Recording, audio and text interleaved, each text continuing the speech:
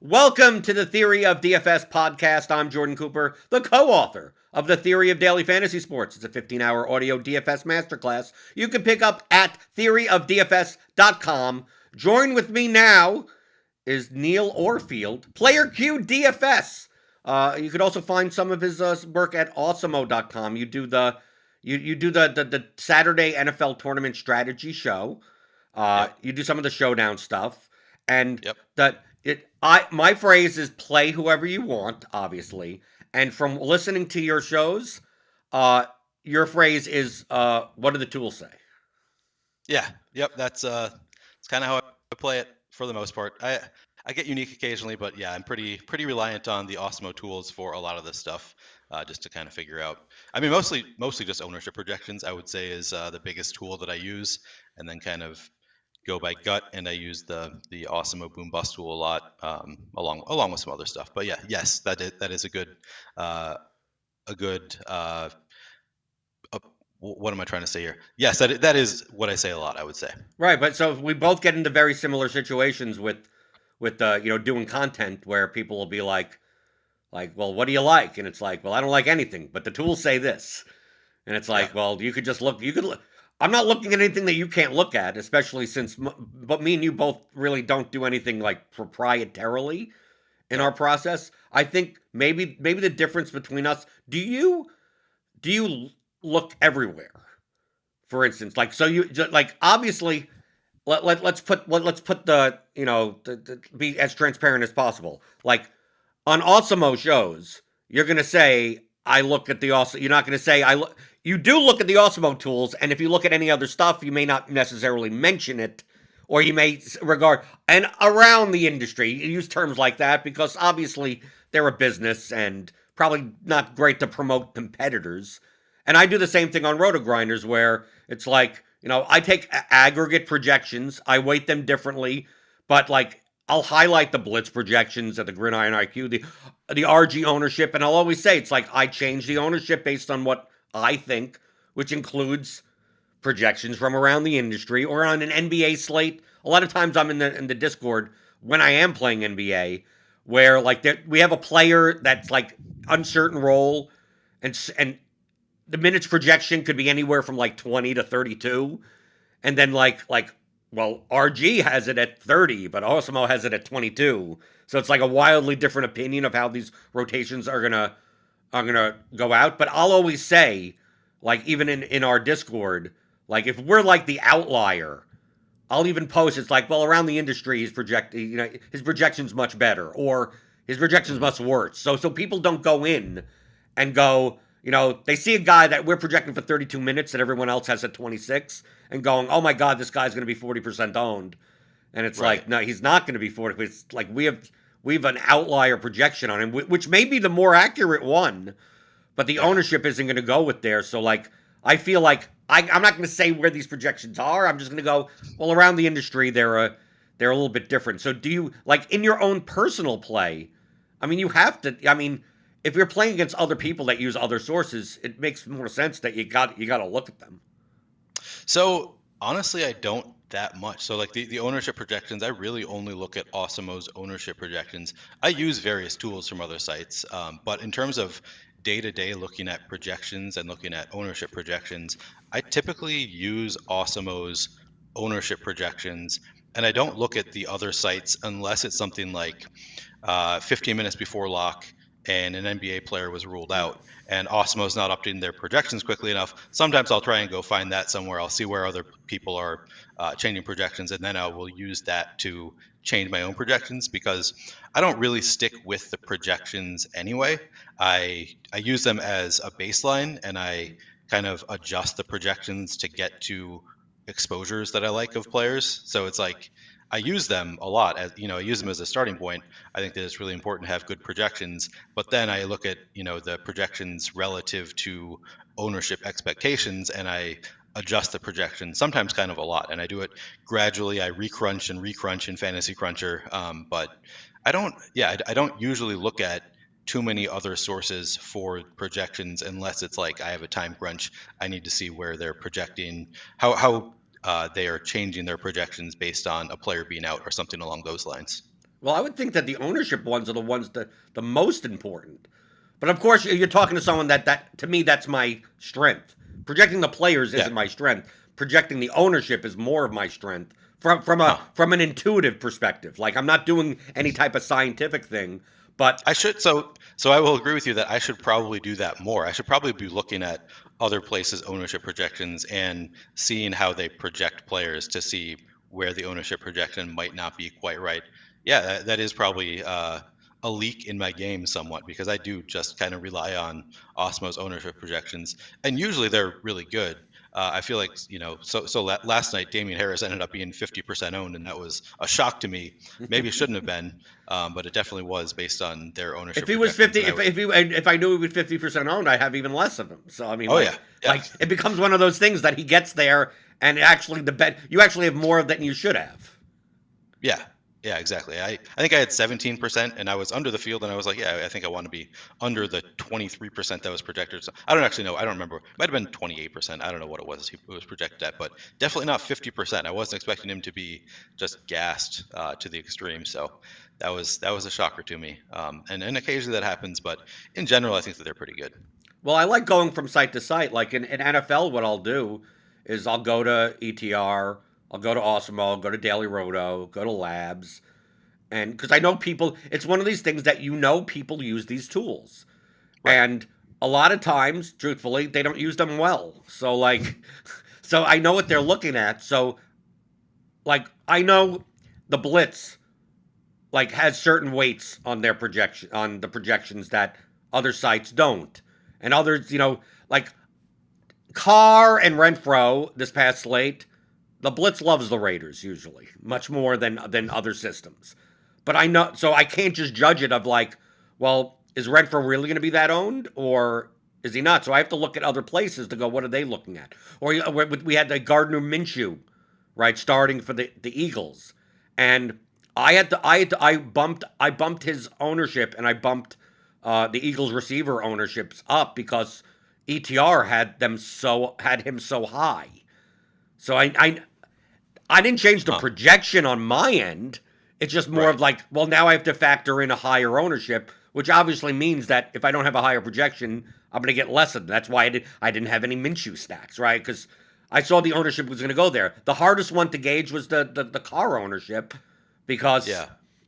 with Minshew going up and then people playing Herbert, right? I knew Brady, I knew Stafford would be decently owned because Cup and Godwin would be owned.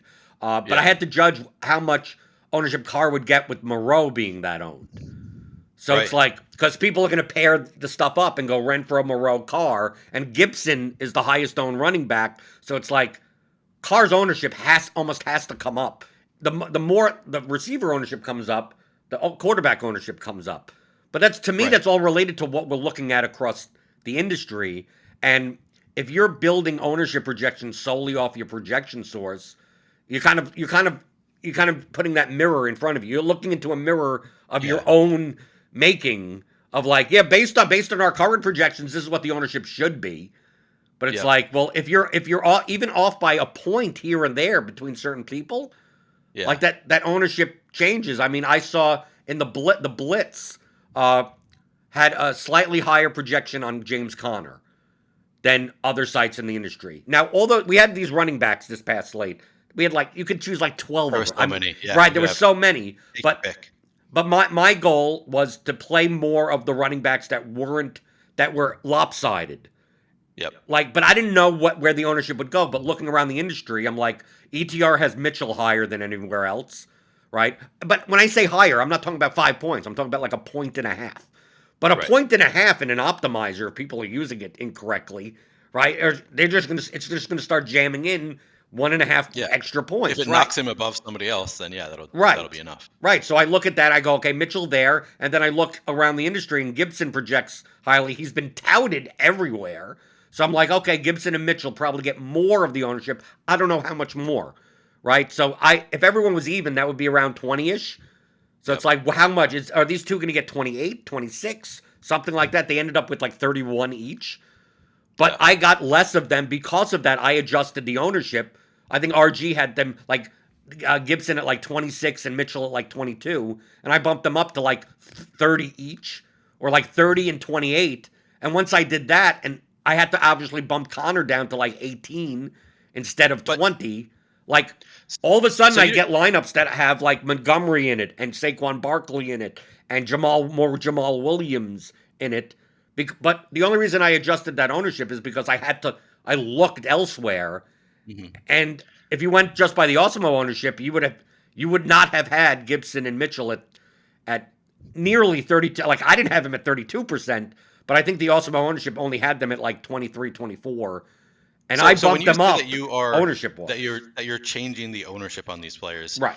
that matters to you as like an actual input in your system because you put a max ownership on your lineups. Is that right? Or I think I we talked compare about this. the ownership sum or ownership product of the lineups. Yes. Okay, yeah. Sometimes I will. So Sometimes if I need be, I have so many lineups to choose from, and it's like, okay, I just want to eliminate anything over 120.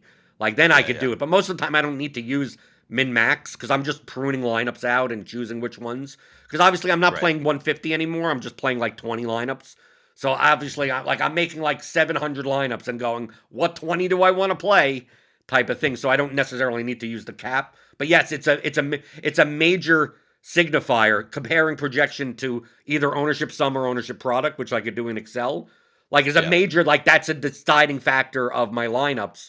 And you're playing even in 150, that would still be a major factor in my lineups. But for you, it's more of the fact of you have 150 you have 5,000 lineups to choose from. You're building the best 150 you can, and you're more concerned about the diversification between your lineups than the Yep, like exactly. getting the best 150 is not your concern, is not your primary concern, as long as you have a good 150. Yep, I'd say that's about right. Yeah, so I don't put any kind of max on my ownership product. That's what I can do in Fantasy Cruncher. Ownership product. No, ownership Ownership sum. sum, yeah. Ownership sum in Fantasy Cruncher. I don't. A lot of players do that. I don't actually bother doing that. I just know that I'm more focused on individual players getting different. So I look at where I think people are playing it wrong in terms of the field's ownership versus chance of success, and I just adjust the individual players and assume that it's going to work out when I end up crunching my lineups, rather than actually putting a cap on anything, which I think is sort of maybe unique to me in terms of pros. I think a lot of pros actually do, um, set a cap on ownership sum, but Well, you could, but I'm not how do you? sure. But I think the main problem with your method, how do you deal with the clumping?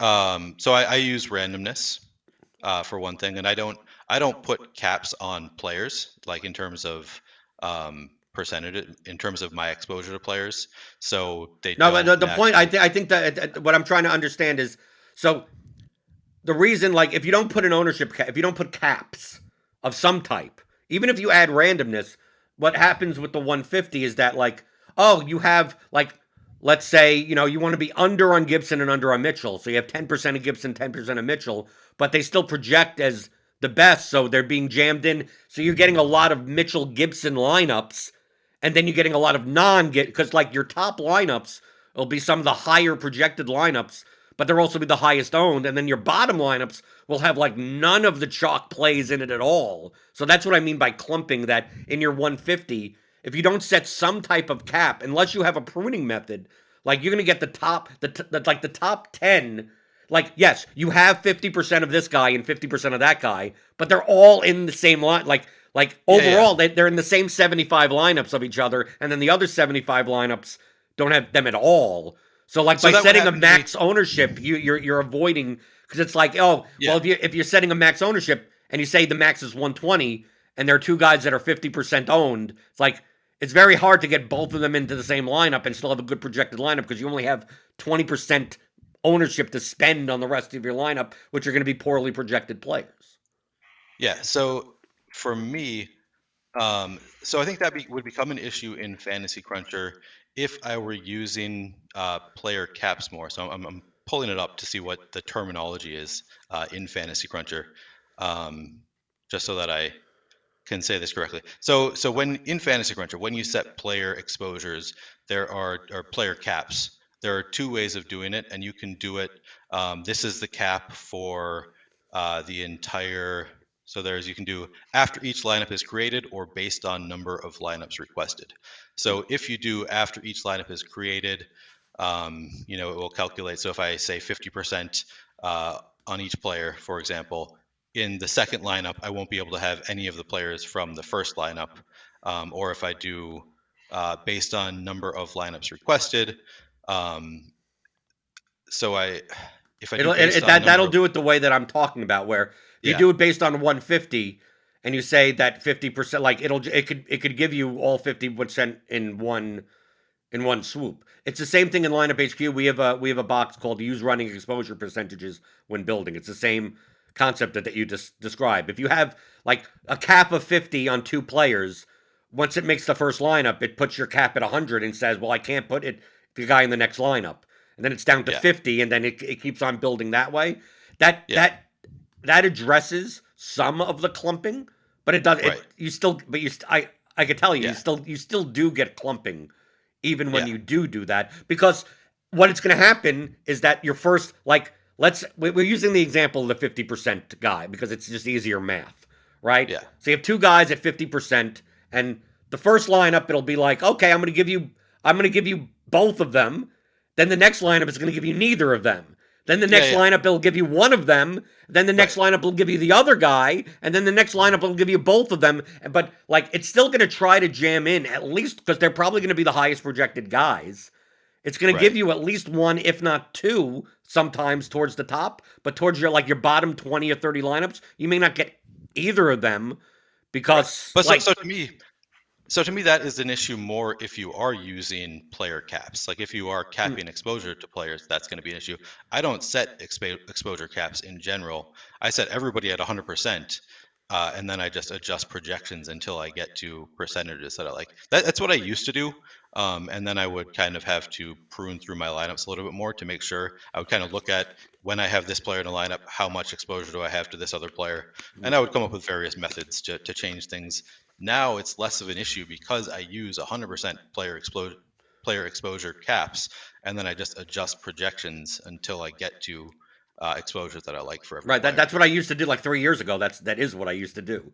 Where people Yeah, used to say, like, once you and you could do it this, I mean, all the methods that we're talking about, like, they're all valuable. Like, yeah, there's no correct way. It's just like, how do you get the tool to do what you want it to do? right. Right? The lineups that you want.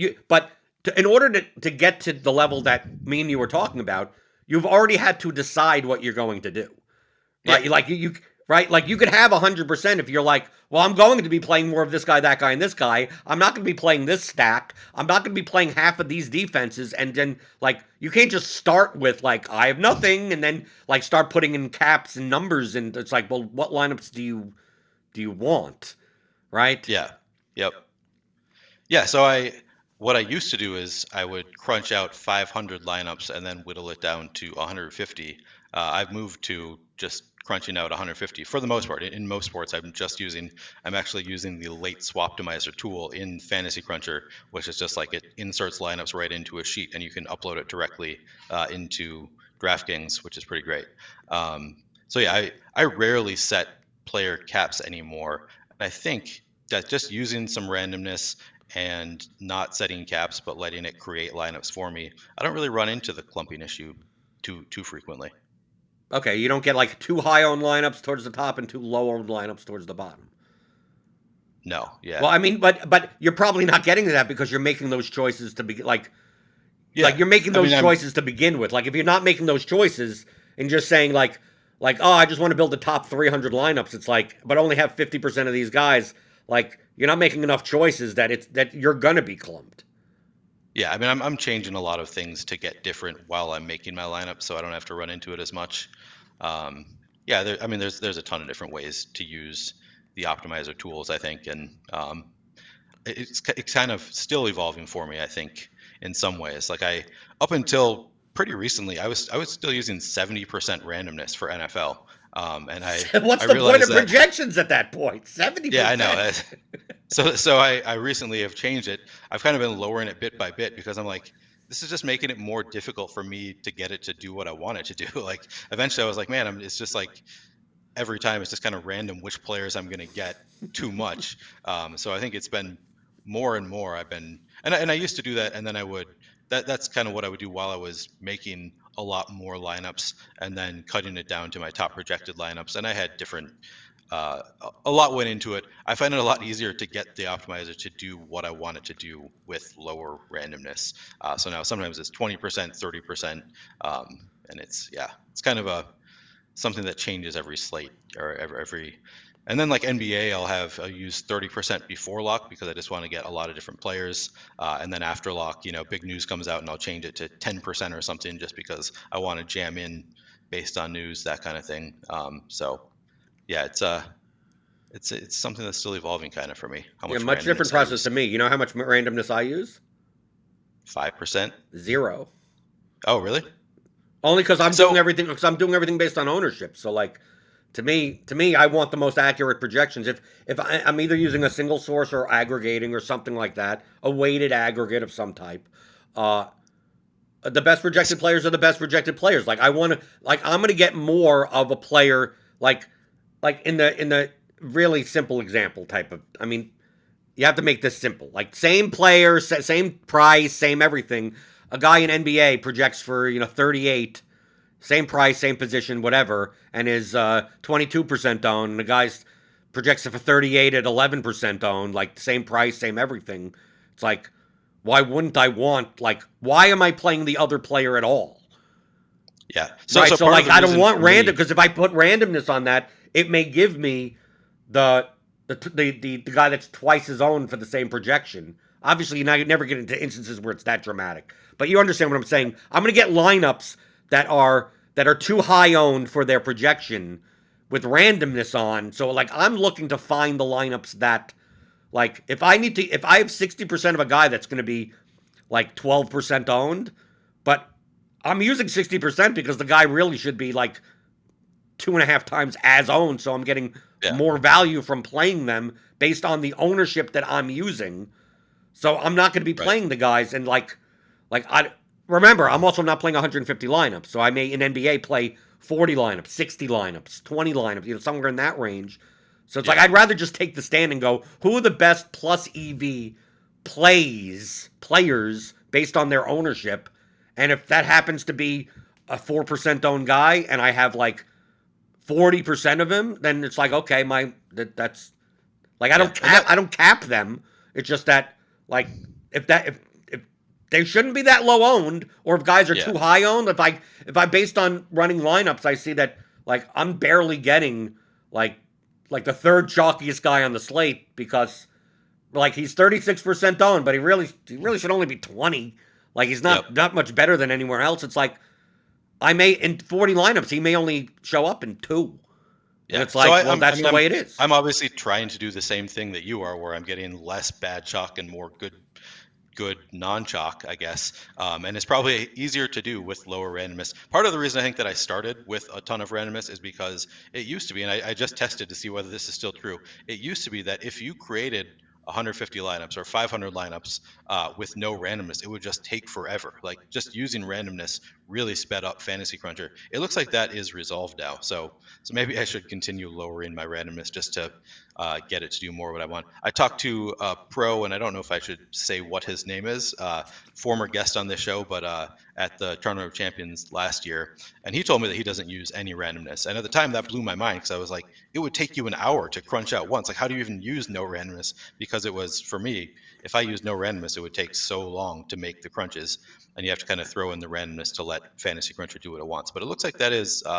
It's a lot faster now. So maybe I'll continue to use less and less randomness to get it to do more what I want it to do. I also if you throw in more rules, I guess that slows it down. So maybe that's where Right. you need a little bit of randomness to speed it up. I just did a crunch with no rules at all, so I guess that's probably why it was so fast. Right. It's the But same thing with in same thing Fantasy with Cruncher, right, okay, same thing with lineup HQ. Like the more you have 36 groups and 84 stack settings and yeah, you're like, okay, I want 300 lineups with like, absolutely no rant. Like, I want the 300 perfect lineups that fit this parameter. It's like good luck. You're gonna be waiting for a good 8 to 10 minutes to get all 300 of them. yeah, Uh, if you want 20, then okay, that you could wait a minute or two. But truthfully, you probably should not have like you shouldn't have to that extent. that truthfully, my process in as far as using tools is concerned, because that's what we're talking about right now, Yeah. uh, has gotten simpler. Like I say this, I say that I've said this multiple times on the pregame show. It's like the better you get, your process actually should become simpler and simpler, Yeah. and not For more sure. complex. And people think the other way around. Like I used to set up a lot more groups in basketball Hmm. until I found that the correlations are weak enough that the extra point or something that I may be getting on some like even type of thing isn't worth the time.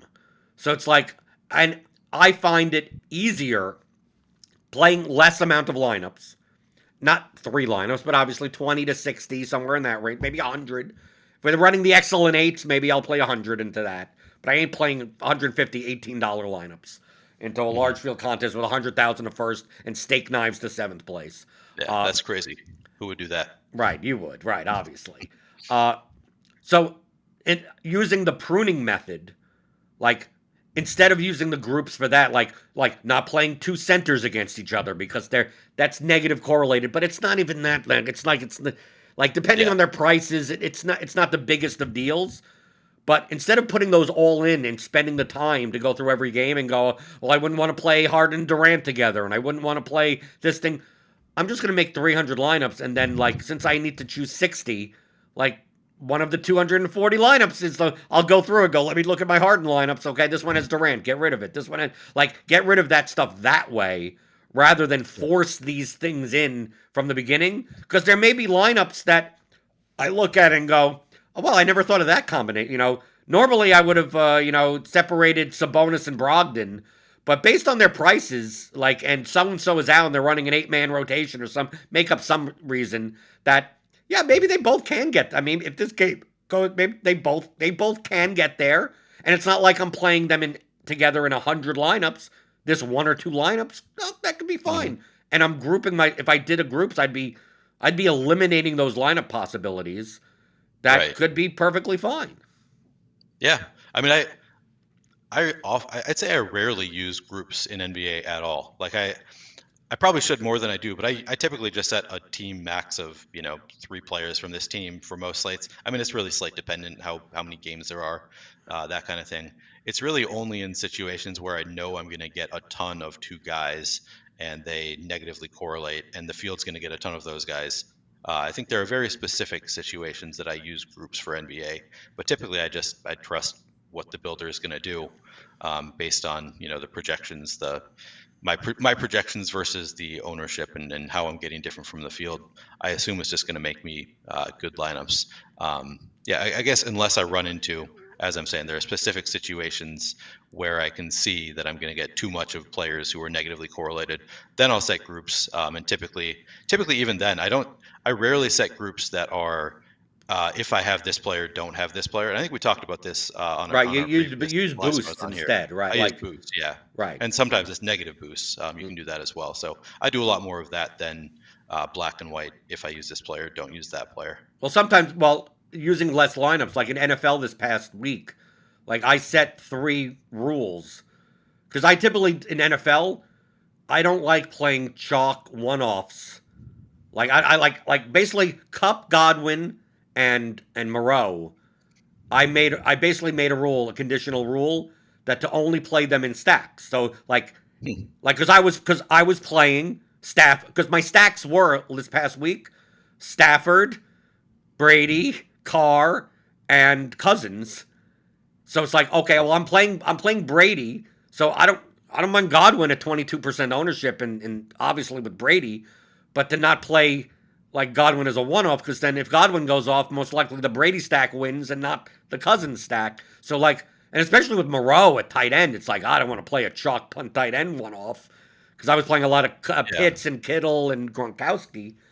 Well, So like what wasn't this past weekend an example of, like, Godwin could have gotten there without of course, Brady? no, Because no. It's I mean, more of a matter of ownership. It's not like I didn't mind Evans as a one off. I didn't mind OBJ as a one off, even though they're mhm, tied to the Rams. It's just that yeah, that I don't want the chalk piece as I don't want to have a Stafford. I don't want to have a Stafford uh, Cup Van Jefferson, Godwin, Moreau lineup. Like I don't like that's just going Okay. to be too high. Obviously, like I said, an ownership cap to like that'll end up being too high owned. But it's like, why am I playing Foster Moreau as a one? Okay.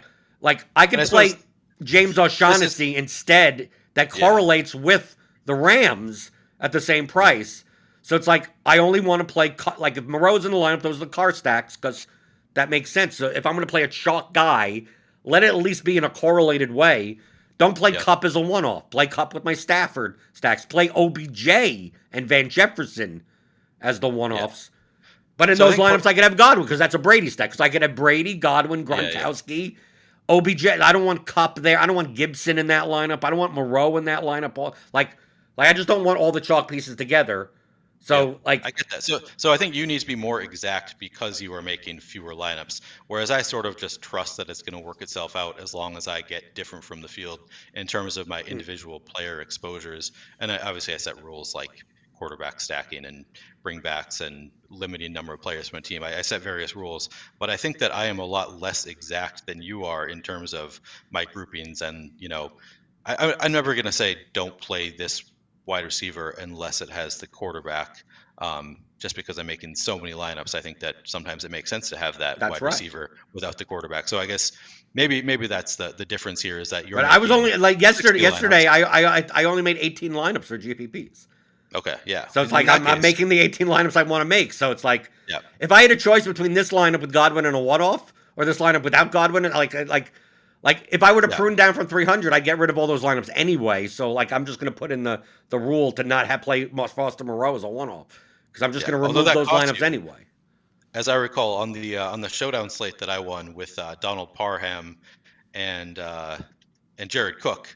I think you said on the next show that you think that you would have had that exact lineup, except you cut it out because of that negative correlation. So Right, the two that's tight where you ends in need the to same start playing the lineup. 150 clearly, Right, but I because was you're only getting rid of playing all the like eight negatives. lineups that slate. I Yeah, think yeah, that's the yeah, point. Right between the eight lineups, it's like, well, if I had to choose between this lineup and that lineup, and they're both about the same projected, and they're both about the same ownership, why am I going to play two of the guys that probably come off the field for each other in the yeah. same lineup? So it's like, get rid of it. That's also something that I mean, Showdown. We talked about this a little bit, but Showdown's a little bit different because you're trying to get unique, and sometimes you have to embrace those negative leverage Right, you situations got to play a three little bit Patriots more. running backs in the same lineup. Just do Oh it. Who yeah, did cares? that work yesterday? Did that win yesterday? It I don't might know if have. that won, but Mac Jones I only don't threw the know. ball three I couldn't. times. Yeah, that was an interesting game. I hated it. Well, I closed the laptop once Damian Harris ran for 63 yards for a touchdown. Yeah, I mean, I was essentially dead at that point. I said on my live stream yesterday, if Gabriel Davis does well, I'm going to have a real shot at the Millie, because I had like 28% and the field was at 6%, but Right. I had 0%, zero shot at the Millie after Damian Harris's touchdown. Like I think I was 15 points out of first, despite having well over the field on the one low owned play that did do well. So that was frustrating. Yeah, but that's showdown. I mean, that is that Showdown. Yeah, that's a I love you, Showdown. I think Showdown is my favorite format at this point. I think Showdown is my absolute favorite. But I understand that it's just. I mean, it's happened to me several times this year. I've been like, I'm winning $100,000 with a minute left, and then I lose money on the slate, right. and You're right. all You're the not time. even winning Yeah, less money. You're actually yeah, you lose. You're down 30% on the slate after yeah, being in first place with literally 2 plays to go in the game. yep. And Right. sometimes it's just like a random shitty thing that happens that doesn't really affect the outcome of the game. It's garbage time. Yeah, that's Showdown. Well, I remember what last week. Like, didn't someone lose a bunch? Like on that Deontay Harris, it's like that was not even point. Like he had like a 60-yard touchdown reception for the Huh. Saints.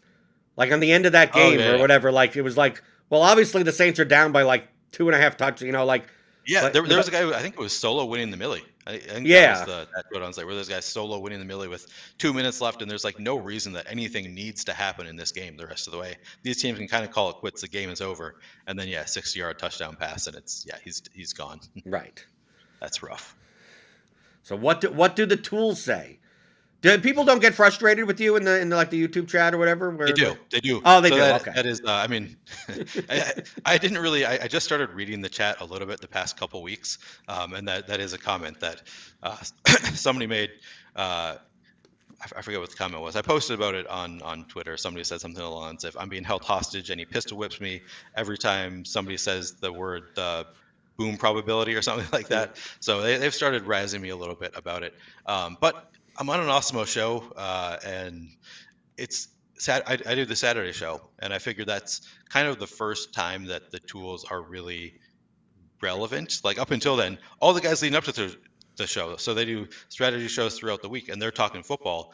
And those guys are a lot better than I am about talking football. They get into the weeds with like the offensive linemen, the linebackers on various teams, and that's not really how I play. I mean, I play based on the tools, and I happen to be on the Saturday show where the tools are the most relevant. So I think it makes sense for me to talk about what the tools are saying on Saturday. Um, they didn't even tell me that. It's just kind of how I naturally play anyway. I'm playing DFS. I'm not playing football. I don't know. It's Right. Well, we both play the same way. I mean, it's the same yeah, thing on the RG shows, right? It's just like you realize you subscribe to the site. You could look at the.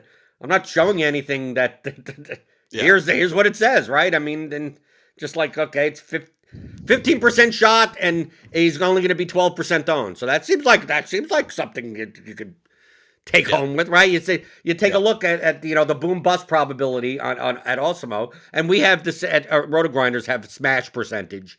It's the same right. same concept. Same Obviously, idea. because of this industry, you always have to come up with a different name for it, so it doesn't feel like you're copying or whatever. It's all Yep, the yep, same. It's all the same stuff. Uh, and it's like conceptually, right? Like I try to teach concepts. Like that's the right. whole point of the course. Of like, I think a lot of people get too wrapped up in the preciseness. Yeah, But agreed. like preciseness is good after you have the directional. Like that's what I'm trying to move more into the precise. Like, okay, I already know the concepts. Now, how do I make my process more precise? How do I make it more efficient? How am I able? Yep, Can I play three slates across three sites now? Like try to make it more efficient. But you still have to get the concept of just in general.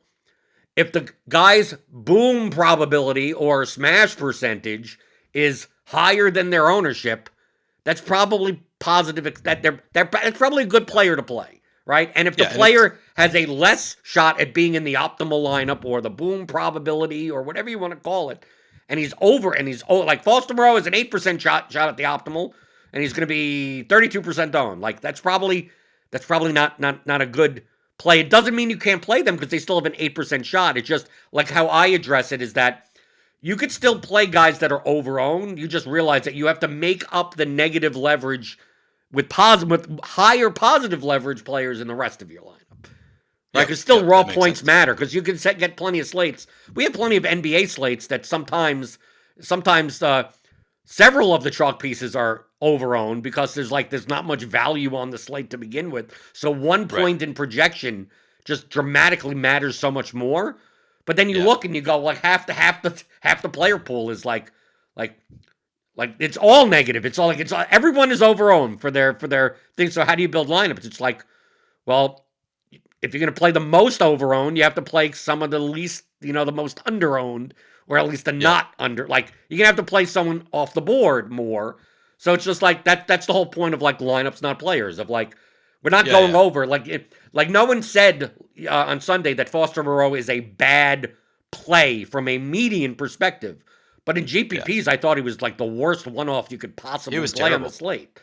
I think I had 2% Foster Moreau, and I was kind of talked into playing some Foster Moreau a little bit because I mean he had that huge game earlier in the year, Mhm. and I remember that because I had a ton of Foster Moreau the game that he did go off. I was pretty Yeah, because he was lucky. 8% owned because it was a late Yeah, because swap nobody thing, had him. right? No one had him, right? Of Yeah, and I was course. like, that's going to be a great play. So I had a ton of Foster Moreau. Whereas yesterday it was like everybody has him, and he could just completely dud. And there's a lot of other tight ends that look really good. So I was like, yeah, I'm not going to play a lot of Foster Moreau, and that obviously went well for me.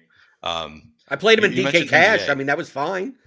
From yeah. immediate, like So like like, there's a difference between like comparing like boom probability or smash percentage, whatever that type of thing. That's geared primarily towards ceiling outcomes, 80th, yep, 80th, 85th, 90th percentile outcomes, yep, and the distributions of players are going to be different. The standard deviations of players are different. So, like Moreau, for instance, like Adam was discussing this on the and a review show. Like hmm, Moreau was a bad GPP play in a vacuum, not because his median was bad, is because his ceiling was poor in comparison to the opportunity cost of one roster slot on your in your lineup. You only get Right. 9 roster slots, so for raw point ceiling, he's going to be way over owned because it's Yeah. like if he puts up 12 points, that's actually above his median outcome. But 12 Right. points in a It's a big lineup of game. 9 slots Yeah. is not really that good when you're trying to And win it a large also field GPP. so in at the tight end spot, there are weeks where that might be totally fine, Hmm. but it just so happened that on this Sunday there were a lot of other tight ends that looked like they could smash. So it didn't make sense on that particular slate. There might be another slate where that 12 points is going to be all that you need, Right. and you can kind of tell going into the slate whether that's the case. Right. We have a tight end slate where it's like it's either John Bates or Jared Cook or Yeah. there's no like high end. Okay, when like Dallas Goddard is like the highest, price tight end, it's like I guess you could play Dallas Goddard at 5,800. It's like I don't know about that, but Yeah. like those are the slates. But when you have Gronk and Kittle and Pitts and everyone is going down and paying for a cheap tight end, like the likelihood of it's the same thing at wide receiver. I mean, I view the same thing. Like when people go down and say like when people go and I'm gonna play Jawan Jennings at 3,100 as a one off or something like go Hmm. like you're just how many points do you think this guy is gonna get? Like Right. like well if he gets 9 points, that's 3x. Said, but it's not. But you only have 9 roster slots, so only getting 9 points out of one of your slots, assuming that it's not a defensive slot, because Yeah. then you're fine with it. It's not good. It's like Yeah. I'd rather instead of having a 9K guy, two 9K guys or whatever, 7 to 9K guys, and that 3K guy, I'd rather have 3 6K guys that all have a reasonable possibility of putting up 35 points Oh, for sure. Yeah. You than need having you need the cheap 3K receiver that it's like, well, maybe Deshaun Jackson catches a long pass. It's like those are the types of guys I have no problem playing in stacks because at least right. they correlate with like if that receiver gets 14 points, it's most likely the quarterback may actually be a 32-point quarterback. And then the other guy in the lineup also has 32 points, and the price combined makes it worth it. But like as those one-off types, it's like why am I playing Deshaun Jackson as a one-off? Well, he could go 2 for 100 with a touch. Like So, he so here's what could. I'll say about this is so yeah, those cheap wide receivers. I actually play a lot of them, but I typically only play them if I think that there is obviously if I think that there is a high ceiling. So as you say, you're concerned about the ceiling, but how can you really tell? So for me, I play them. I played some Jawan Jennings this past weekend because he was not owned at all, and he had ascended to be the number 2 receiver in San Francisco, and with losing all of Debo's volume, I thought he's got some chance at actually being like really involved here and catching 6 balls for 100 yards. I thought the ceiling was there, and I think that for me at I least, you, didn't. you don't think so? No. So yeah, I mean I didn't play a ton of Jawan Jennings, so I'm not super But fan. at But least he sometimes was I think lower it's owned. got But to be especially hard. the ones where like Yeah, I think like Josh Reynolds, like at his yeah, yeah, ownership, like I'm not going to play him as a like yeah. If you want to play him as the run back in a Minnesota, like I think I played him like in a Cousins, Thielen, Jefferson, Reynolds type of lineup or something like that. Like okay, yeah, to me it's more of that. Like the Jawan Jennings would make more sense in a Garoppolo, Jennings, Kittle, Metcalf sure, lineup. Like then yeah, as the singular one-off player because they're just the opportunity. Like if the game goes off, I just want as many people from the game, yeah, and I just so happen to have a cheap piece in it. It's the same concept of playing the cheap tight end as part of your stack. Because if all the tight ends are kind of equal and shitty, like you might as well just play Tyler Conklin with Cousins and Cook with Herbert. Because like, yeah, why are you going to play Moreau as a one-off when you can play Cook for 300 more that correlates with your quarterback? To me, I view the receivers kind of the same way, and to me, it's even worse because the opportunity cost of wide receiver is so high. yeah. But receivers are also so variable though. So I feel like there are some you can find low owned, really cheap receivers who do have at least some chance of going off. I guess maybe it's a rare thing, so maybe it's not even really worth going into. Jawan Jennings, you used him as an example, so it just kind of piqued my interest because I think that he was a player that I played a little bit of just because I thought, he's got some chance. He's going to be probably the number 2 receiver there. I think that he's got at least some opportunity to go off at, I think he was under 1% owned. So that was a situation where I thought it was worth, he's got a greater than 1% probability, I think, of putting up an actual like ceiling score of 100 yards and a touchdown. But Yeah, but I think maybe I'm wrong if about that. Jennings has 100 yards and a touchdown, Garoppolo has like 30 points.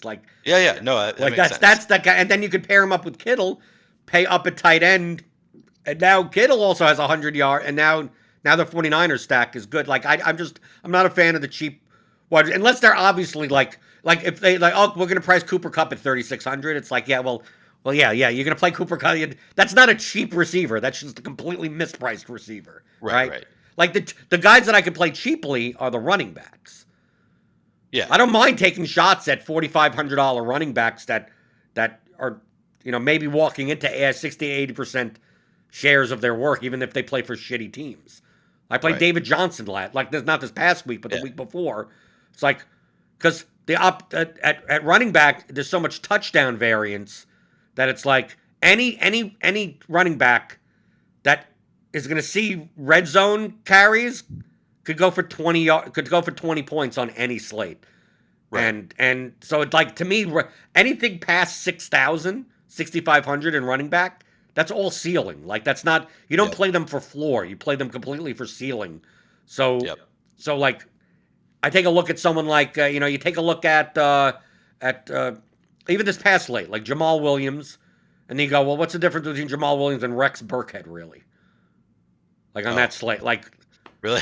I had a ton of Jamal Williams. I thought that he was. No, well, but I'm not saying that Jamal Williams was a bad player. I had a ton of Jamal Williams also, but I'm saying on this past slate we had so many running backs to choose from. You're not playing fucking Rex Burkhead, right? But I'm talking about on a normal. If everyone was efficiently priced, like do you take the Lions running back or do you take the Texans running back within the similar price range with a similar type of workload? It's like they're both crap. Like I think Adrian Peterson's 4,700 this coming slate. It's like, what's the difference between him and any like just yardage and touchdown dependent running back? Like Adrian Peterson could put up 20 points for the season. He could, right? And if he's going to be 1% owned, why not play? I mean, I always get into that when I did the stupid Saturday stuff, where some chalk running, some 51 Miles Sanders is chalk, and I go, what's the difference between Miles Sanders and David Johnson? And no one could answer the question. And I go, yeah, you're playing the matchup. It's like, how much is the match? Okay, so you're going to play a 5,100 Miles Sanders that's going to be 28% owned. David Johnson is 300 cheaper, has the same exact target share and rushing share for a pretty shitty team, in a decent, not horrible matchup, and he's going to be 4% owned. Like, what is there that dramatic of a difference between? They both suck. Right? Like, it's more of a not like they're both good. It's like, no, they both suck. I mean, I think Miles Sanders is actually good. As a player, but not in the role that... as the DFS. I'm talking about it as a DFS. Okay. Like, yeah. The fact that he got 20 points on Sunday, and I played a bunch of them, was a miracle. Yep. Yeah, Sunday was a unique slate in that you couldn't really get too different at running back because... you could get different. There were like 10 guys to choose from. You get heavily different. Yeah. I guess that's true, but they were all at least like 8% owned, I think. Right. There was no one sitting there at 2%. Right. Yeah. But you didn't need to get too far off the board. Like some weeks I get really far off the board at running back. Actually, I think I played some Boston Scott, which was just a huge mistake. Not a ton because Sony Michel came out and I had 85% of him or something. But, right. There are some slates where I try and find diamonds in the rough at running back, but that's more when it's like I don't really love any of the other cheap options, and that's a good way to get different lineups, get different lineup constructions by finding this diamond in the rough. Whereas there were just too many options on this past Sunday that were two of them were going to smash. So 3 of them. I mean, I'm just jamming in 3 of them, and there were so many. Yeah, right. I probably should have done more than that. I think I did play some Boston Scott, but that was just. It wasn't really smart. And I think it got 0 points. So yeah, it didn't work out either. Right. I'm much more like I'm similar to you. Like when the more that the pricing is efficient, the more efficient the pricing is, the more likely that I get different at running back and not at wide receiver. Yeah. Like it could, and people, I think people don't understand that the ceilings for running backs are more touchdown dependent while the ceilings Yeah. at wide receiver aren't. Yeah. Because look, Godwin was 15 for 143, didn't even have a fucking touchdown. Keenan Allen Yeah. scored 2 touchdowns and wasn't even close to the highest scoring wide receivers on the slate. Yep. Right? So it's like, to me, the wide receivers, like, I like a guy like Deontay Johnson and Cooper Kupp and, the Justin Jefferson. Like, dude, I could get 20 points out of them without a touchdown. So, like, I'm not. 20 points out of a running back without a touchdown is fucking difficult. Yeah. Right? Especially unless you have, the CMC, the guys that catch like 8 Yeah. balls out of the backfield. Say Najee Harris with his 19 targets in a game. Right. Maybe. Like Yeah, that, then I could see it. But outside pretty of that, exceptional there, though. right. Yeah. But the difference between a 7K running back and a 5K running back is all just touchdown variance of, like, to me, it's the team total. It's like well, who's more likely to be closer to the end zone? Like, Yep. that's the difference in price and the variance of how teams could play. Like, who says the Texans can't put up 2 touch? Like, dude, they don't even have to win, right? Just get David Johnson goes 16 for 80, catches 3 balls out of the backfield and has 2 touchdowns. It's like, and he's sitting there at like 4,500. It's like, that's more likely to happen than playing Chris Conley on the Texans and him getting to 25 points. Like when does that happen? Like, it's just he's not going to get the opportunities. Like, unless it's just 2 broken plays. I mean, unless it's just like, obviously that you can't play a guy just like, well, maybe he could break. Like, you're not playing the 5th wide receivers on 12-game main slates going, maybe in his 6 snaps that he does catch. Well, that's a showdown mentality. Yeah, I love doing it for showdown, but yeah, for main slates, just not worth it. There's so many great options already. Yeah, I agree. We're talking a lot of NFL. I'm curious if what I assume to be true is true, that touting NBA must be the hardest sport. It's the easiest sport because you don't have to do anything. I mean, look at the projections. I don't know, but people ask me stuff at 11 o'clock in the morning, and I go, dude, we don't know. All right. What do I know 8 hours from now? We barely know what's going on 15 minutes before the slate locks. People ask, look at the projections then. Let me change my statement and see if you still say the same. Okay. Touting NBA in the hour before lock seems like it would be the hardest sport to tout. Because for me, there's so much changing so quickly in that hour before lock on most slates that you really need to get into the weeds of, like, looking at the different rotations and what is the coach going to do here with this player out, who's going to slide into the starting lineup, who's going to get more minutes, that kind of stuff. So, like, NBA is a sport that, for me, I rely on other people way more than any other sport. NFL, MLB, I'm kind of doing it on my own. NBA, I'm watching a show, I'm listening to what they're saying because I know that they have done their research, that they know what the rotations are going to be. I'm a lot more locked in on what other people are saying for NBA. I do the same for any sport. I mean, look at the projections. Yeah, I mean, I don't I don't watch anything. Like, what? I mean, I watch Red Zone. Right. Even for NBA. Oh, you don't watch any sports, I see. Right. I mean, I don't like the only sport I watch the most often now is MMA. I don't even follow, only because I enjoy the sweat of MMA on Saturdays. It's whatever. I'll watch soccer in the morning. I'll always watch soccer because soccer is my favorite sport to begin with. But dude, I don't even remember the last time I watched an NBA game. NFL, I would not. These island games, if it wasn't for Showdown and nothing else on TV, I would never watch these things. This is with the commercials and at least on Red Zone, you're like, okay, they're bouncing around and anything. But do you watch them because of DFS? I mean, I watch if it wasn't for DFS, I wouldn't be watching any of this shit. Yeah. I mean, probably me neither. Depending on who's playing, I wouldn't watch too many. Or, I mean, regular fantasy sports too. I used to be super invested just because I loved season-long fantasy football. But I end up watching football all day Sunday. I watch Monday night. I watch Thursday night because of, all that I have at stake. Am I echoing now? I'm hearing myself. No, you're fine. Okay. You're fine. I'm hearing myself like a second later. Now it's gone, so that's good. So I end up watching football all day Sunday. I watch it Monday. I watch it Thursday. Yeah, but you're watching the games and really you're sweating. There's a difference between watching and sweating. I'm enjoying them. Yes. Right. You're doing it for entertainment. You're not doing it for like getting research or anything. You're not watching like that. To me, that's the difference. Like, I don't mind for you to say I watch Thursday Night Football, which is it's horrible. if you were to put on Netflix or something, or a TV show or something, it's the same thing. You're watching because why not? Because you Yeah. have money at stake and you're watching, but you're not watching going, I'm going to see what the you're not using it and taking notes for future use or something No, because like. you can get the same information online pretty easily. I mean, Right. if you're watching to see like the snap counts, you can find the actual numbers online. So yeah, you don't really get a ton out of watching the games. I agree with that. Right. I don't And a lot watch of them times you get for. bias. But I do well in MMA because I don't watch the tape. Yeah, Right? It's so many like I mean so many times like I'm in other discords like and I'm like, well, I'm playing a lot of this guy and that guy and this woman. It's like, why?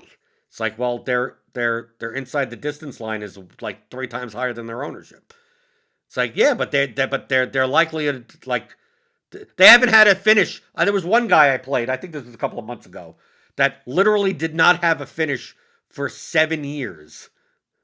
Right? For like seven, like, and he was like one of the biggest underdogs on the slate. But he was like 5% owned, and his like inside the distance line was like 17%, which is still one of the lowest on the slate, but it's yeah, but he's five well higher percent than five. owned, Yeah, right? And if he finishes inside the distance, you're more likely to get 100 plus points, and he's like 6,900. So it's like I'm gonna have like 20% of this guy, right? Like yeah, the math just says that's what I should be doing, and then right.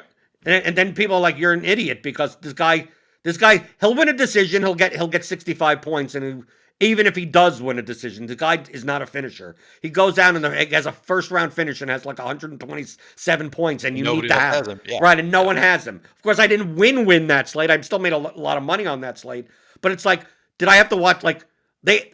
But afterwards, they have to tell me that like if he was such a bad finisher, why is the betting market saying that he's 17%? Like right. that's the rationale that I have. It's like I'm going by kind of the efficient market hypothesis, kind of like whatever you say, like because I especially in MMA with people that like know the fighters and watch the fights, and they go, people over dramatize and go, oh, this fight's gonna go to decision. This guy doesn't have any power.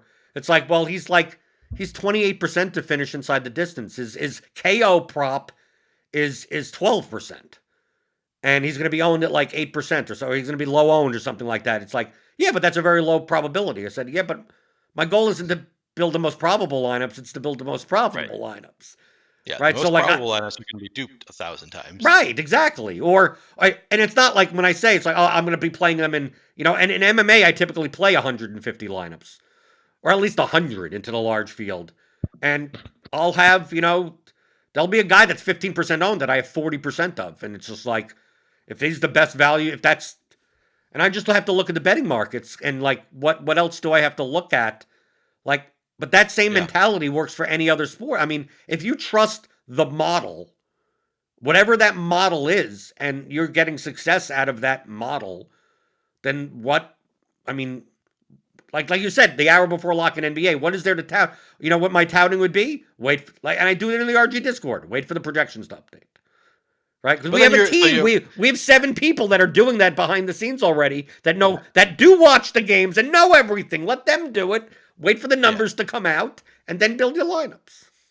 But don't you run into some situations occasionally where you can't wait, like because maybe it's not updating? Like sometimes the lineups won't update because so it's a 6:30 game, right? So it's not totally relevant before 6 o'clock, but it will change what I want to do with the 6 o'clock game. So sometimes I know if information comes out at 5:55, uh, I don't really know what to do if I because I don't really know all of the rotations, all of the coaches' tendencies, and sometimes the projections don't update before 6 o'clock. They'll update before 6:30, before the game in question comes up. But I want to know before 6 o'clock because it's going to affect my exposures to the 6 o'clock players as well. So there are some situations where I think I want to hear what they're saying on Oh, the true, shows true, because true. But you're also describing why I'm not playing NBA DFS until NFL is over. okay, you're not playing NBA DFS. I haven't played in 3 weeks. Wow. Okay, I didn't realize that. No, the main reason is not. I like being in the groove of things. Yep. I'm much better when I could do a repetitive thing be aware of what's going on. Uh, Yep. this season for NFL, I do the Monday and Thursday showdown shows, which are during NBA lock, which I mean are essentially Yeah. I right? don't play. I don't play when I have a show, so I don't play Right. on Monday nights. Right, and then Sunday is football, so I typically don't play NBA on Sundays. Me Saturday is neither. soccer and MMA. I don't play multiple sports at once, right? So Okay. now I'm eliminated 4 days of playing NBA, and then one of those other days that I'm free is typically a personal like go out to dinner with my wife type of day, right? And then it's like okay, now I have two days. Like, Yeah. but I don't know what the hell's going on. It's like I'd rather just play like baseball during the summer, like in August. It's like beautiful. It's like just every day. It's just 100%. one thing. Ding, Yep. stack, stack, stack, stack. You know exactly what's going on. Who's being called up from the minors? What's the Yep. the rotations for the pitching, and you're fine. In NBA, it's I don't know what the hell's going on. I'd rather just play every day. So until I could play Mondays and Thursday nights also, Yep. then at least I could play Monday through Friday, and then I could play Sunday because NFL is over. So it's like so the only day I don't play is Saturday. It's like, okay, 6 days a week, that's perfectly fine because of what you're describing. It's like I don't want to like not be used to that chaos and then Yeah. just enter it like every Tuesday and Wednesday and be Yep. like I I mean, I agree. I like to be in the groove of things too, but I'm still not doing it. I'm not doing my own research for NBA. I'm not going out and looking at the rotations myself. Typically, I'm relying on what other people are but it's telling me still about. chaos. But no matter what, it's still chaos. Oh I yeah, it's mean, always chaos. Yeah. right? It's always I mean, like understand that from 7 o'clock Eastern till the last game blocks. There just don't even bother getting up from your computer. Like just don't even yeah.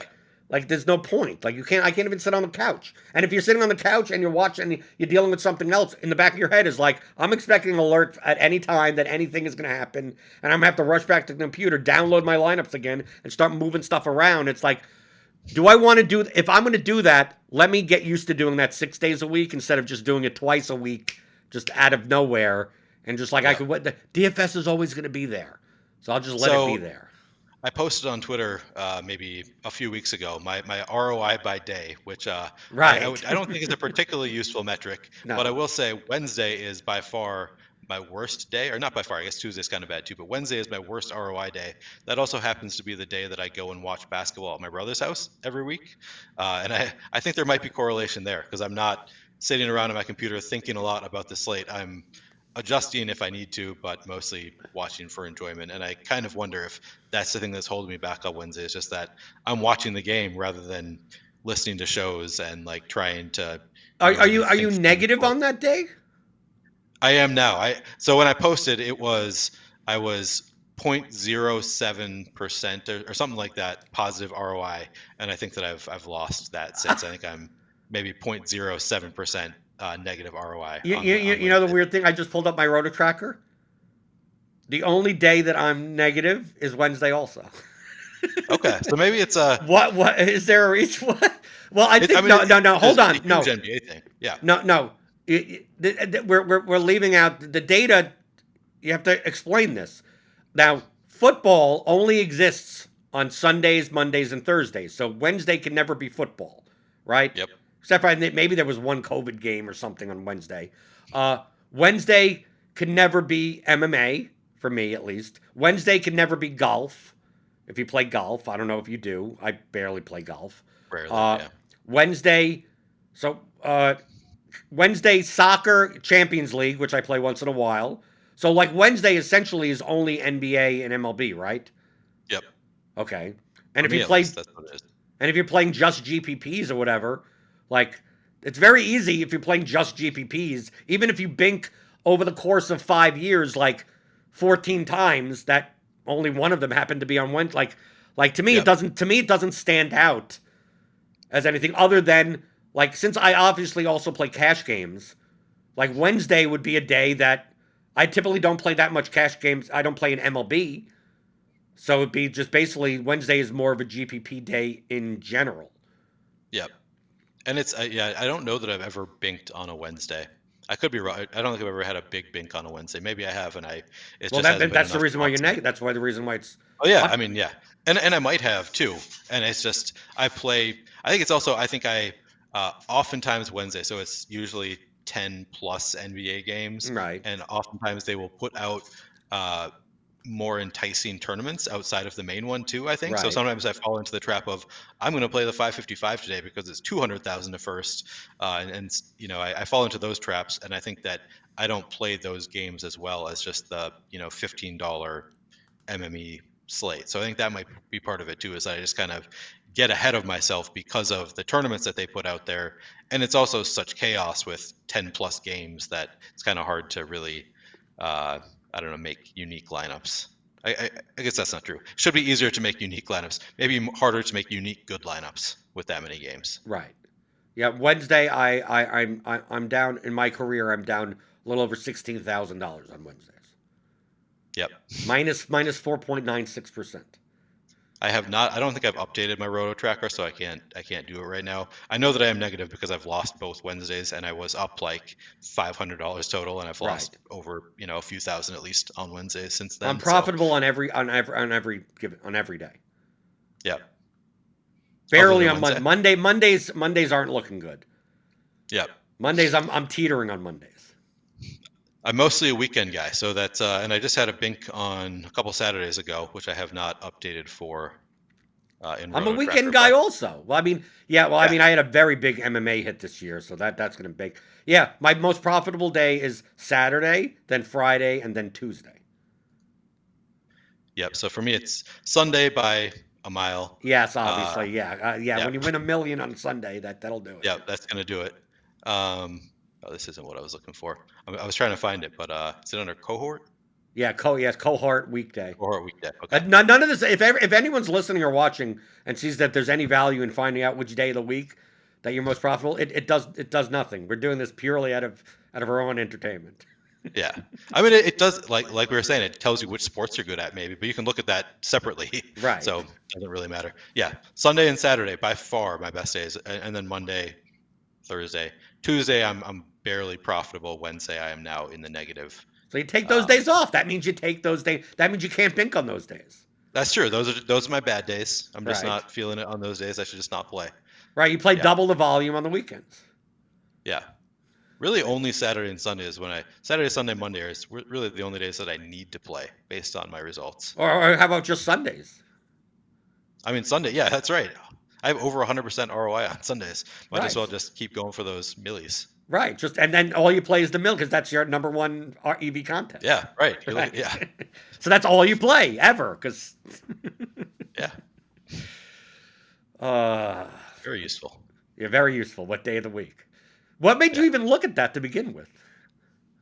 I was looking for something. I think I was looking for a month because I've had a ton of big wins in the month of October, and I was just curious to see how different the month of October was versus other months. Because that was my first six-figure win was in October. My first my millie was in October, and then I think my 300,000 from this year was also in October. So I was just curious to see what my ROI was in October versus other months, and I don't think I ever found it. But So I'm okay basically, with not you're knowing. trying. So basically, you've learned for 2022 Yeah, that you should only be playing on October weekends. exactly. Much higher volume in October. That's all I got to do. No, you don't even wait. No, you just wait. You wait. Oh yeah, only play Right, October right. weekends. Why bother? Put it in the most EV spots. You save your entire bankroll for weekends in Yeah, October, and that's it. yeah, that's right. This is why Playoff Roto Tracker MLB is useful. showdown, NBA beginning of the season, MMA. If you play, do you play MMA? I have played it a few times. I think that I would need to get a little bit more in the weeds. I mean, your process is obviously great. I think it's a pretty unique process. All that I've done when I play MMA is kind of the same thing that I do for Showdown and just put a salary cap in and try to get, different on different players. But there's not even any correlation in MMA. It's Right. Well, that's why I the only said it's sport so. where It's there's like no showdown. Like correlation. to me, it's almost the easiest sport to play because Yeah, the correlation is massive. You don't play two guys from the same fight that's because true. they're Yeah, right there's now. that one piece of correlation. Every once in a while, though, there are times where a losing fighter ends up in the optimal lineup. Yes, that we Yep. don't have to go into that, but most likely you're not playing both. So it's like you have a slate. We have a what UFC, whatever the hell coming up, pay per view, 15 fights. Probably one will get canceled because one or two always COVID or someone backs out or something, and then it's just a matter of like just make as many non-duplicated lineups or less duplicated lineups that you can, and go for broke because it's MMA and one punch can change anything, right? Yep. Yeah, it sounds right. I just don't have any kind of process in place. And I mean, it's usually on Saturday, right? So it's usually when I'm out doing stuff anyway. So I think that's part of Saturday's why your I don't best. play. It's one of your best days. That's true. But I have to focus on NBA on Saturday because it's been my best day playing NBA on Saturday. So maybe that's why I gotta keep doing what's making me money instead of switching it up and trying to play MMA instead. Okay, well, I think the best thing for my edge is to keep you out of playing MMA anyway. Maybe I've never been any good at it. So, but Is yeah, it you any probably good? just want things to stay status quo in general. Right, but is it You because don't you're not add making any. uniques? I mean, I'm trying to make uniques. My only really way of doing that I've tried It's for by MMA capping is salary. So you're not. There capping are salary. lineups that could be of any salary range that still are either under 5 dupes or some. I mean, I've built lineups that spent all the salary on large slates that were Yeah, unique. That would I mean I would look and I go, how did no one build this lineup? yeah. So I also do change just like any other sport, I change projections to get exposures that make sense to me uh, based on projected ownership. But I have no way of really knowing what's good and what's bad chalk in MMA like I do in.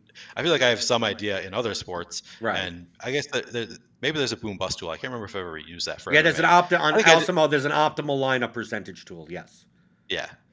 I guess I do believe that I have used that. So I have used that a little bit, but so maybe I just haven't had any luck in MMA. I probably only played 3 or 4 slates. Right. Yeah. Yeah. So I said three, Maybe I four slates. That's easy to, dude. yeah I played all throughout COVID and was just losing money.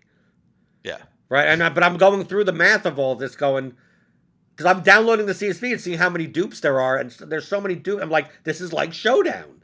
So it's like yeah great. So if I play this like Showdown, and then my graph would just go down and down and down, a little up and a little down and down, and then it's like then I was only playing because COVID because there was nothing else going on. So it's like right. I'll try out MMA, and then I But liked then it a lot. you change your process. So that it sounds like you were doing more of my process, and then Yes, you changed it, factoring in Vegas odds and stuff like that. which is already Do it. factored in the projections. No. The difference is that I used the betting lines in order to determine the efficient owner that I mean directionally accurate efficient ownership of a fighter, and then Okay. use that number to build my lineups.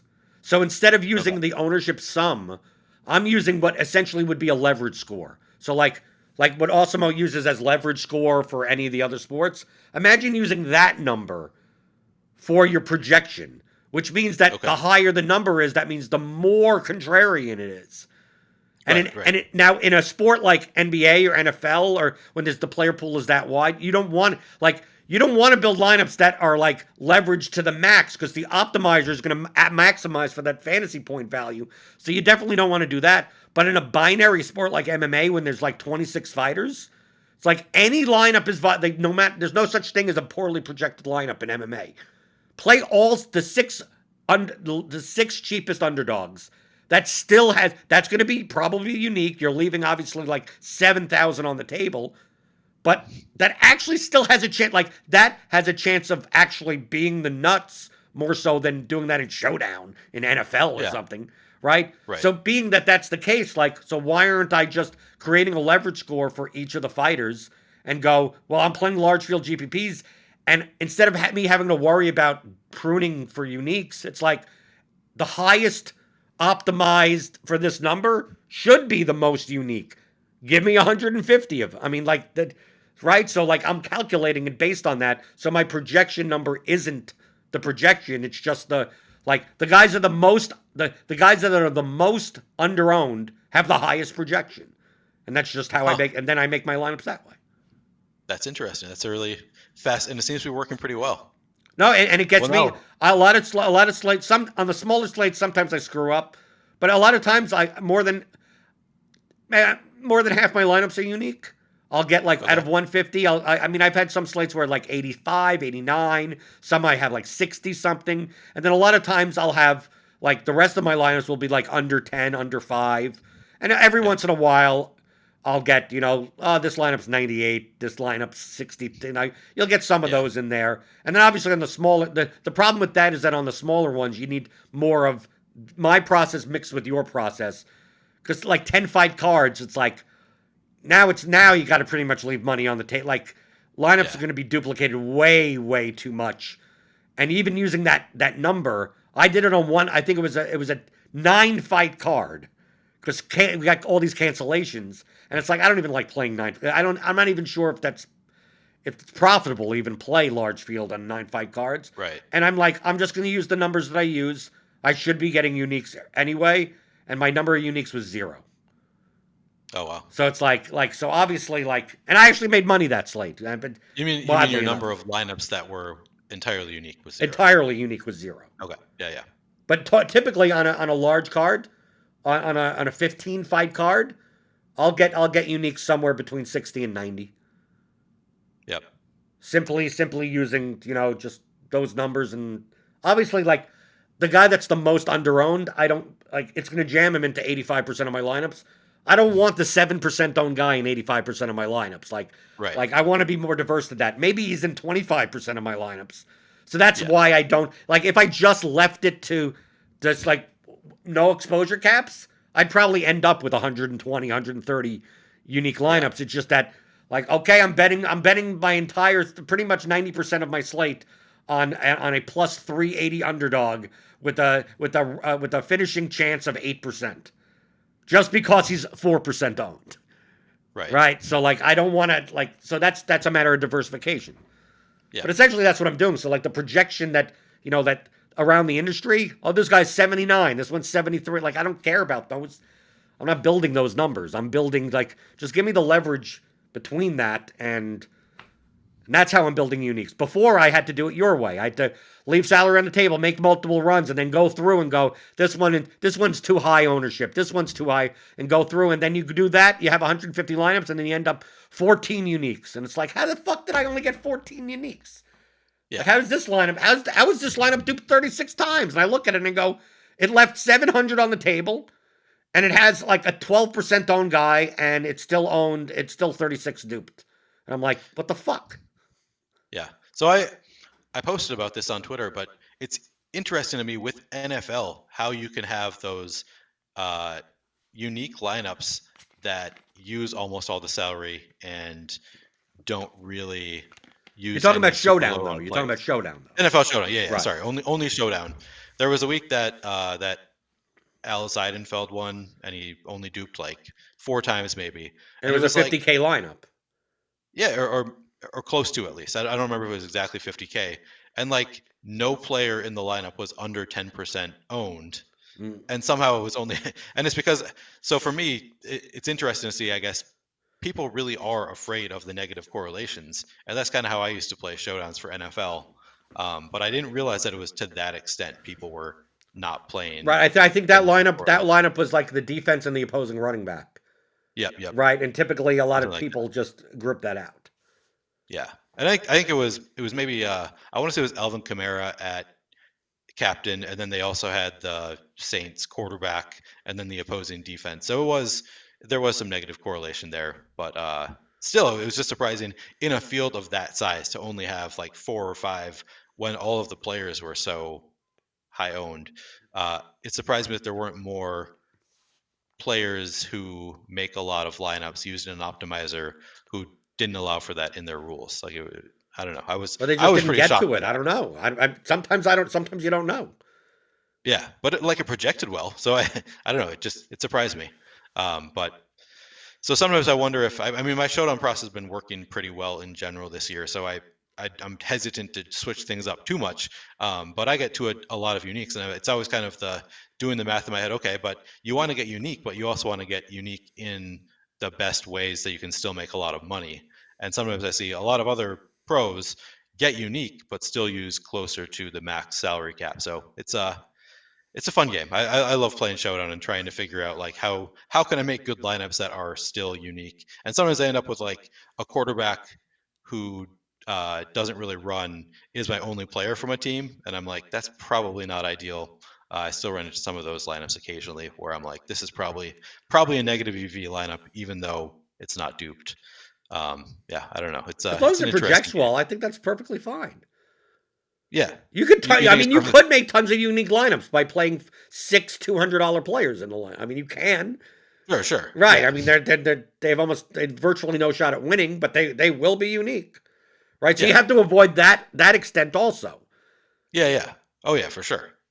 And that's, I mean, that's the equation that's interesting to me, is trying to make the most unique lineups without also unique making lineups that are unique because they suck, because they have no shot at winning. Like trying to still make lineups that have a shot at winning, is a fun equation for me in NFL, and I think I'm still working on it because I think that I'm not doing exactly the same thing as other pros. I think that I leave more salary on the table across the board than most pros do.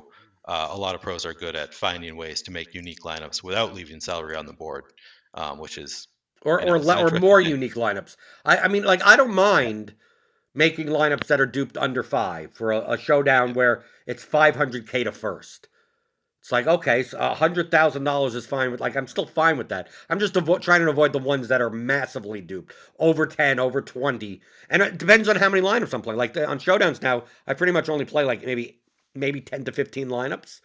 Okay. So I get, and I'm playing it primarily in the $33 contest, so it's 5,300 entries.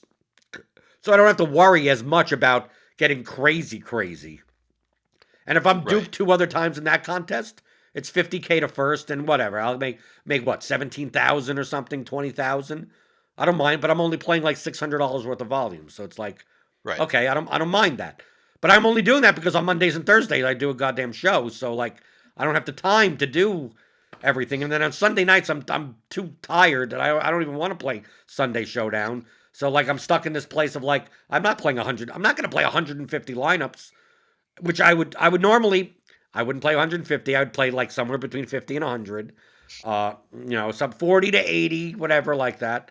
Uh, a lot of the process is pruning and like Yeah. that, and when inactives come out like an hour and a half before, and you have a show that's 20 I minutes hate it. later, I Yeah. can't. I just can't. I Yeah. can't do it The only effectively. If I can't do it effectively, I shouldn't be doing it at all.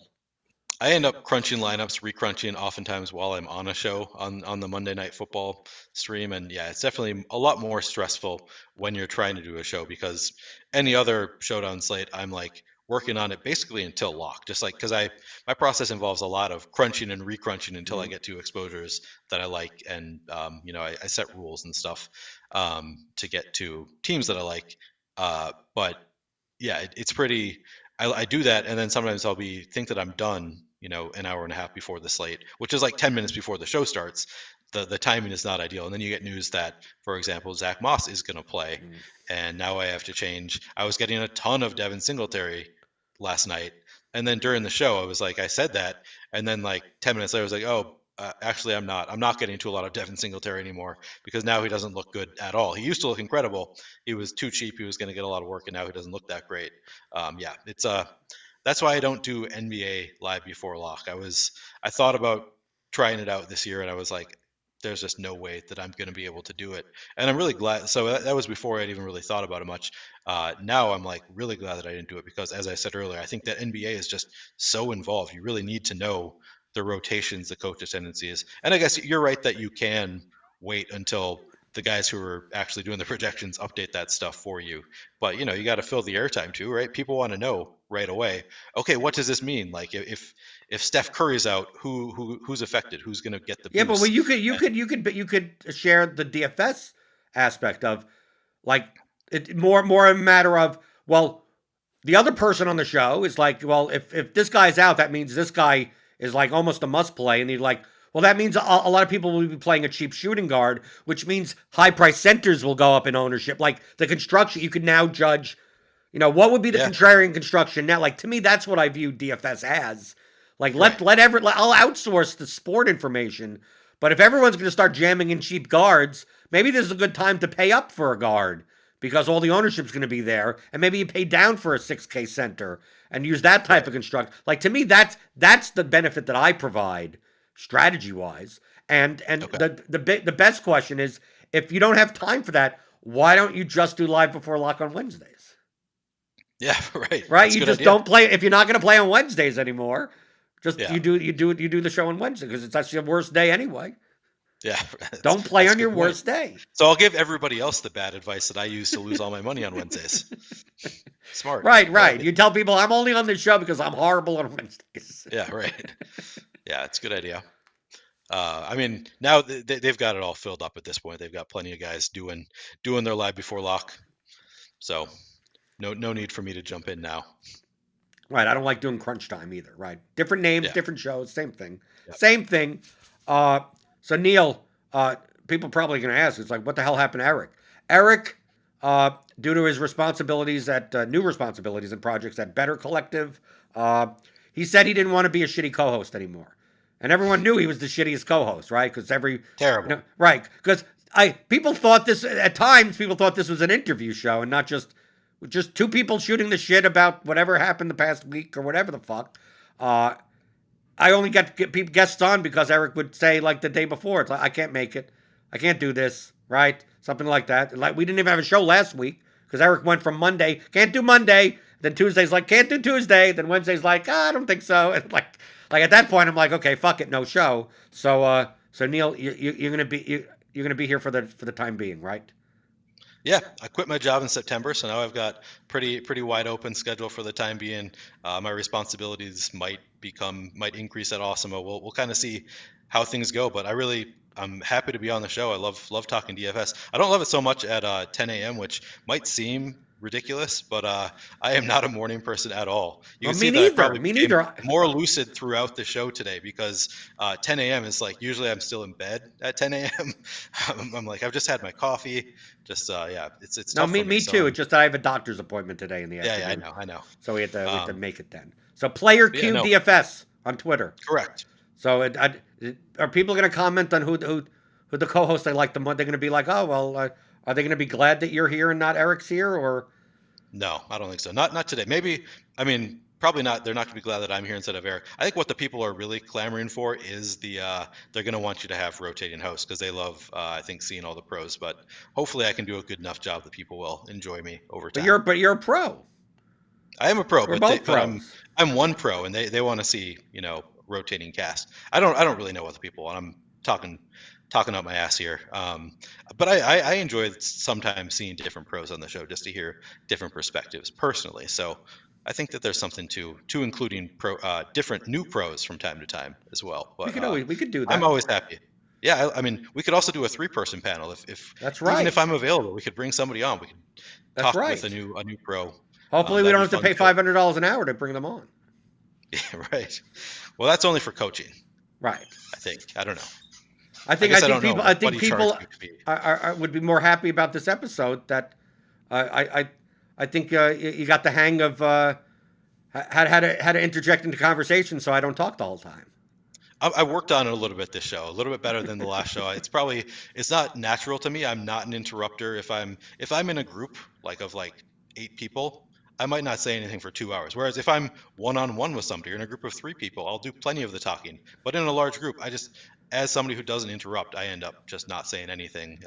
And with a guy like you, who you have a lot to say, and you don't pause very much, I had to kind of learn to interrupt a little bit. I'll keep working on it. Right. No, I think you did a good job. I think that Okay. this was sad. I think it was like maybe a 65-35 split. That's not bad at I all. think That's a that's not lot better bad. I than don't think last that's time. bad. I think that Yeah. the most split one I've ever done is probably with Travis Mangone. Oh yeah. Oh, but he's the perfect one because they both from well, he's from New Jersey, so it's like he talks faster than I do. Yeah, yeah. So it's Right. like I can't get barely interrupted, and he has no problem. It's like we're New York, okay? This is the way we talk. Like Right, having right. a conversation with Mangone, it seems natural to me. To everyone else, it's like how do you people like Too fast. Right, right. that's normal, It's like listening to a different language. Yeah. right? If you're gonna Can't keep pause up. for about a Yeah, half I a know second, that Spanish. means you're done, obviously. Right, right. That's funny. Player Q DFS if people want to follow on Twitter, and awesomeo.com. Obviously, you're on some shows there. I'm on Rotograd. We cross the streams, right? Right. Yeah. Oh, we can't have what is it? Doesn't matter, right? That's the whole purpose of this show. That it doesn't matter. This show is on an island, And we're not That's talking right. about anything specifically, right? Like what's happening on today's NBA slate. I have no idea, right? I don't even Doesn't know who's matter, playing. right? This is Yeah. all evergreen content anyway. So check out Neil there. Check out me, and obviously check out the Theory of Daily Fantasy Sports. It's a 15-hour audio DFS masterclass that you could find at theoryofdfs.com.